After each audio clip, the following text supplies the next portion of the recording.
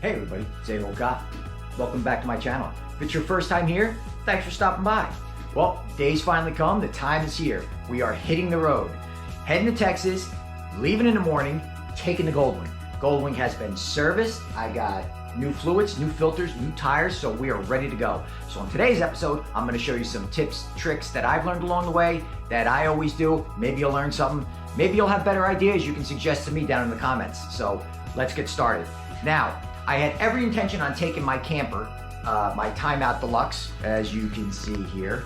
But I've changed my plans. One thing you're gonna know about me, once I start traveling, get on the road again, I tend to change my plans last minute for various reasons, but for this time with the camper, I was planning on going to Texas Hill Country, riding the Twisted Sisters and staying there for like a week, bringing my bicycle, riding the motorcycle, doing the whole thing. I've changed my plans because the weather looks like it's going to be good while I'm there. So while I'm there, I want to get down to Big Bend National Park on the border down by the Rio Grande.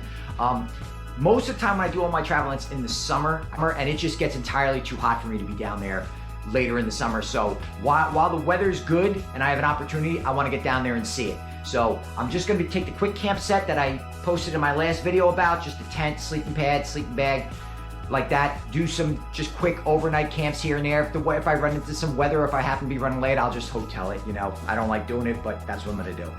All right, so now that we have our plan together, let's go get packed. I'll show you what I'm bringing. I'll show you how I pack it, and we'll hit the road. So the way I like to pack is I like to use synthetic materials over cotton and denims. Now, I used to use cotton and denim all the time. I have since changed that to synthetic materials. Here's a perfect example of why.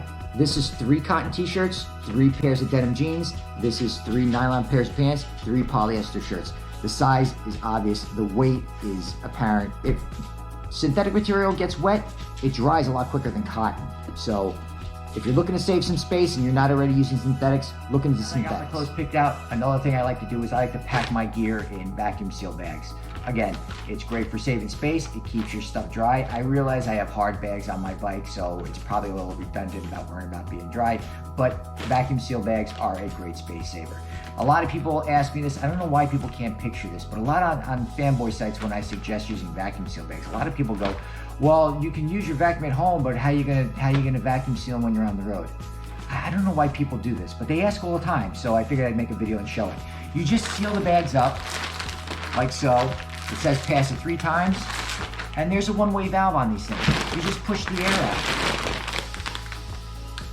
I mean, it's a lot easier with a vacuum when you're at home, but when you're on the road, you just squeeze all the air out. Very easy.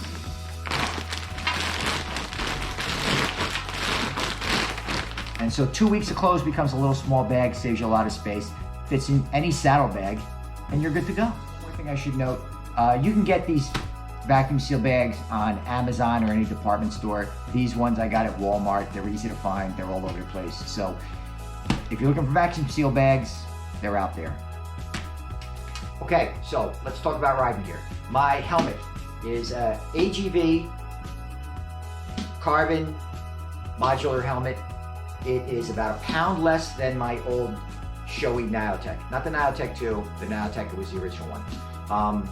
It is much louder as far as air noise and buffering. It's not really a big deal on the Goldwing that I have the power windscreen, but if you don't have a power windscreen or you have a bike that doesn't have a windscreen or a fairing or anything like that, it's loud.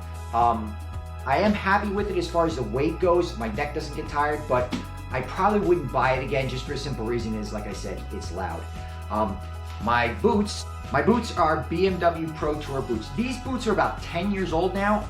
I was planning on getting city boots to replace them, but I wore them last fall during a rainstorm. I think we were getting remnants of a hurricane from Florida, whether it was Irma or Ida, I don't know which one, but it was a driving rain. Winds were about 30, 40 miles an hour, and I rode up and down the coast, so you know I was getting as much rain on me as possible, and my feet were dry. They were warm. They were great. So I kept them. I'm using them. I'm going to keep them until they don't work. Now onto my riding gear. I started out with the Climb I got about 1.5 years ago to replace older gear that I had, Olympia gear that didn't fit me anymore. I got this, it worked fine for me for a couple months, but I lost like a substantial amount of weight. It didn't fit me anymore. And one thing you gotta learn about good gear, if you don't know it already, you want it to fit on you well so the armor stays in place in case you get into a crash situation, and that wasn't the case with this. I still use it in the winter when I'm all layered up, bulked up, and I have all my heated gear on. It works well for me. You've probably seen me wear it in other videos. So I saw an opportunity to get some new gear, and I went out to Duluth, out to the Aerostitch Roadcrafter factory, and I tried on a bunch of gear because I wasn't sure what I wanted. I'm glad I did because there was a big difference in it. I was going to get the R3 Lite, but it is a different type of material. It's not this Credura. It's more of almost like a thick raincoat material. I'm very clumsy. I tend to bump into things, so I was worried that I was going to rip it and tear it and it wasn't going to work right for me. So I went with the R3 because it didn't have the liner. I was standing in Aerostitch's factory there trying them all on, and I had the Roadcrafter with the liner in it, and I was sweating just standing in the office there. So I didn't think it was right for me. I thought I'd be sweating in the summer. So this is going to work better for me when it's warmer out. I will tell you that the Klein is better vented than the Aerostitch. I'll tell you that right now.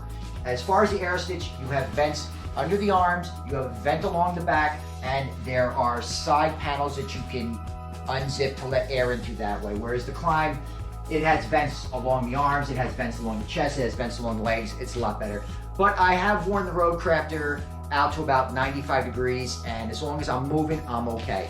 So this is my setup. Now, keep in mind, you don't have to spend a ton of money to get good riding gear that's gonna work well for you. Myself, I'm not a fan of leather. My experience, it's hot. When it gets wet, it stays wet, it's heavy. When it gets cold, it stays cold. I never really liked leather. I know there's a lot of people out there that like leather and will argue their point for leather, and if it works for you, that's fine. But I'm just saying, get yourself riding. You'll save space on carrying rain gear. This comes up all the time on my travel pages, guys debating rain gear. If you have proper riding gear, you don't need rain gear. Even if you're not getting higher end stuff. Try like Tourmaster is great, affordable gear. Olympia is really good, affordable riding gear. I wore Olympia for years. So when you're riding down the road, instead of having to pull over and put rain gear on, you can just zip up your vents and you're good to go. The gear is made to be worn, so you're not gonna sweat or get overheated, even if the vents are closed for a short period of time. Even if you gotta open it a little bit while you're riding in the rain, you're not gonna get that wet. My experience with rain gear, whether it be Frog Togs or Harley rain gear or any other kind of rain gear, it's just basically like putting a hefty bag on. You're riding down the road, it's 90 degrees, it's raining cats and dogs, you have a hefty bag on, you're sweating like a pig. Once you pull over to get that gear off, you're wet anyway, like you've never worn it. So I've always thought rain gear was a waste. Plus, if you're riding a Harley Davidson, and I know you Frog Tog guys know this stuff, if that rain gear gets in contact with that exhaust, it's melting, it's falling apart. Also, if you get into a crash situation, rain gear doesn't help you. Rain gear is gonna fall apart. If you have proper riding gear, it's made for that stuff. It's better materials, you have armor, it's gonna do what it needs to be done. So if you haven't thought about riding gear, think about riding gear. Okay, so last on the list is gloves. Now, I can't really comment as far as what the best gloves are, or because I go through a lot of gloves. Here's a pair that I currently wear. These are Revit H2Os. I got them because they were supposed to be waterproof. They're not waterproof, but they are armored and they are padded just in case you go down. You'll instinctively put your hands out like this so they have extra leather and padding in the palms. And if you roll or fall or scrape, they are armored over the fingers, so it'll keep your hands from getting all torn up. The only other gloves I can recommend, and I've spoken about this in other videos, is I have Goldwing heated gloves for when it's really cold out. I used wired gloves. All my heated gear is wired, like I pointed out in other videos, because the rechargeable stuff, it's been my experience, doesn't work as well as the wired stuff. It doesn't last as long. It doesn't get as warm. So if you're looking for heated gear, once again, my advice is get wired gear. It works so much better. All right, guys, that's going to do it for me this week. Thanks for watching. If it was your first time here, thanks for stopping by. If you like what you see, give me a little thumbs up, subscribe, hit the little notification bell. Also, find me on all social media. I'm A-Hole Cop all over the place. Remember, if you haven't been watching since January, you're a new subscriber or you're a new viewer, this is going to be my first solo motorcycle trip. I used to travel a lot by motorcycle, cross country. Got out of it about 5 years ago. This will be like I said, this will be my first trip, so it should be interesting. I'll be posting updates. I'll be posting shorts, so keep an eye out for those. I got the bike all gassed up. I'm all packed up. I got all my gear on. So there's nothing else left to do except hit the road.